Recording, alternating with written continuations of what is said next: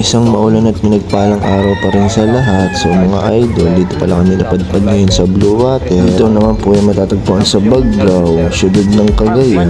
At dahil nga paiba-iba ang ating panahon, naging paiba-iba na rin ang boses natin. At ito nga paikot-ikot natin, naghahanap lang tayo ng spot para sa darating na summer. So manood na lang kayo mga idol. Para nga naman sa susunod na kabanata ay maganda na ang video natin.